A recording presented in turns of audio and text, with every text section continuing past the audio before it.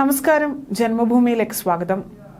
ഇന്ത്യയുടെ അധികാരം പിടിക്കാൻ കോൺഗ്രസ് ഇത്തവണ പരീക്ഷിച്ചത് ഏറെക്കുറെ വിജയിച്ച ഒരു തന്ത്രമാണ് സൗജന്യ വാഗ്ദാനങ്ങൾ അഥവാ ഫ്രീബി.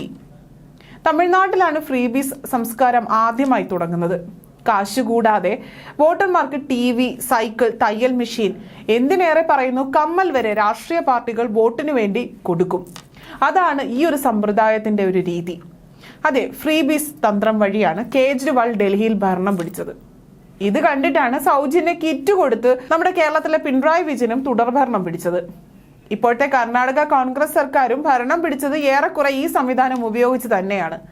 സ്ത്രീകൾക്ക് സൗജന്യ ബസ് യാത്ര, ഓരോ കുടുംബത്തിന്റെയും ബാങ്ക് അക്കൗണ്ടിൽ എല്ലാ മാസവും ഒരു നിശ്ചിത തുക, അധികാരം കിട്ടാൻ വേണ്ടി എന്തും വിളിച്ചു പറയുക, നടപ്പാക്കാൻ കഴിയാത്ത വാഗ്ദാനങ്ങൾ പോലും പ്രഖ്യാപിക്കുക എന്ന തന്ത്രം കോൺഗ്രസ് ലോക്സഭാ തെരഞ്ഞെടുപ്പിൽ നന്നായി ഉപയോഗിച്ചു എന്ന് തന്നെ പറയണം.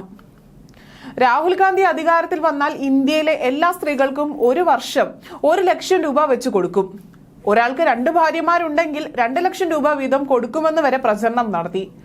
ഉത്തർപ്രദേശിൽ ആകെ പോസ്റ്റ് ഓഫീസിൽ അക്കൗണ്ട് തുറക്കാൻ സ്ത്രീകൾ വെളുപ്പിനെ 3 മണിക്ക് തന്നെ ക്യൂ നിൽക്കുന്ന കാഴ്ചയാണ് നമ്മൾ പിന്നീട് കണ്ടത്. ഈ പ്രചരണം കോൺഗ്രസിന് ശരിക്കും സഹായിച്ചു എന്ന് തന്നെ വേണം കരുതാൻ.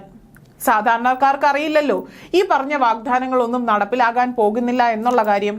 കോൺഗ്രസ് ഭരിക്കുന്ന ഏതെങ്കിലും സംസ്ഥാനത്ത് 1 ലക്ഷം രൂപ വെച്ച് എല്ലാവരുടെയും അക്കൗണ്ടിൽ കൊടുക്കുന്നുണ്ടോ എന്നൊന്നും സാധാരണക്കാർ ചിന്തിക്കുക പോലുമില്ല. രാഹുൽ ഗാന്ധി കൊടുക്കും എന്ന് പറഞ്ഞ ആ 1 ലക്ഷം രൂപ ചോദിച്ച സ്ത്രീകൾ ഉത്തർപ്രദേശിലെ കോൺഗ്രസ് ഓഫീസിന് മുന്നിൽ നിൽക്കുന്ന വാർത്ത എല്ലാ ദേശീയ മാധ്യമങ്ങളിലും ഇന്നുണ്ട്. ഇത്തരം ഫ്രീബി കൊണ്ട് അധികാരം പിടിച്ചാൽ രാജ്യത്തിന് എന്ത് സംഭവിക്കുമെന്ന് സുപ്രീം കോടതി തന്നെ പറഞ്ഞിട്ടുണ്ട്. Freebies are extended using taxpayer money and may push the state towards imminent bankruptcy. പക്ഷേ അധികാരം കിട്ടാൻ എന്തും ചെയ്യുന്ന രാഷ്ട്രീയ പാർട്ടികൾക്ക് രാജ്യത്തിന്റെ സാമ്പത്തിക സ്ഥിതി തകർക്കുന്ന ശ്രീലങ്കയിലും പാകിസ്ഥാനെ പോലെയും ആയാൽ എന്ത് കാര്യം ഇവിടെ? സർക്കാരിന്റെ കയ്യിൽ പണം ഇല്ല എങ്കിൽ കമ്മിട്ടമെടുത്ത് നോട്ട് അച്ചടിച്ച് വിതരണം ചെയ്യണം എന്ന് പറയുന്ന അന്തം കമ്പി സാമ്പത്തിക വിദഗ്ധർ ഒക്കെയാണ് ഇന്ത്യ മുന്നണിയുടെ നേതാക്കൾ എന്നത് ഓർക്കണം നമ്മൾ. കോൺഗ്രസ് ഭരണത്തിലാണ് ഇന്ത്യ സാമ്പത്തികമായി തകർന്നത്. അവസാനം സ്വർണം കൊണ്ട് ബാങ്ക് ഓഫ് ഇംഗ്ലണ്ടിൽ പണയം വെച്ച് ഇറക്കുമതിക്ക് ആവശ്യമായ പണം കണ്ടെത്തേണ്ടി വന്ന അവസ്ഥ വരെ ഉണ്ടായിട്ടുണ്ട്. PV നരസിംഹറാവുവും മൻമോഹൻ സിംഗും കൂടിയാണ് ഇന്ത്യയെ നശിച്ച സോഷ്യലിസ്റ്റ് സമ്പദ് വ്യവസ്ഥയിൽ നിന്ന് രക്ഷിച്ചത്.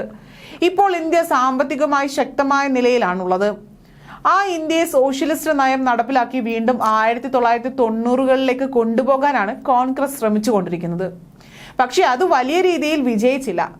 പക്ഷേ ഫ്രീബി സംസ്കാരം വഴി ജനങ്ങളെ സ്വാധീനിക്കാൻ രാഷ്ട്രീയ കക്ഷികൾക്ക് ഇപ്പോഴും കഴിയുന്നു എന്നത് സങ്കടകരമായ ഒരു കാര്യമാണ്.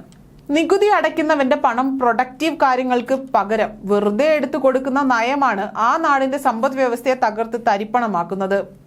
ഇന്ത്യ ഇത്തവണ അതിൽ നിന്ന് രക്ഷപ്പെടുമെങ്കിലും ഇനിയുള്ള തിരഞ്ഞെടുപ്പുകളിലും തുടരാൻ സാധ്യത ഏറെയാണ്.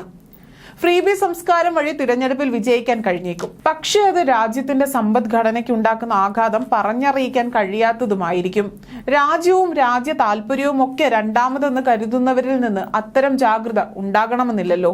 നിയമം മൂലം ഇത്തരം ഫ്രീബി സംസ്കാരം അവസാനിപ്പിക്കാൻ കഴിയണം. ജനങ്ങളെ ബോധവാന്മാരാക്കുക എന്നതും ഈ വിഷയത്തിൽ ഒരു വലിയ പരിഹാരമല്ല.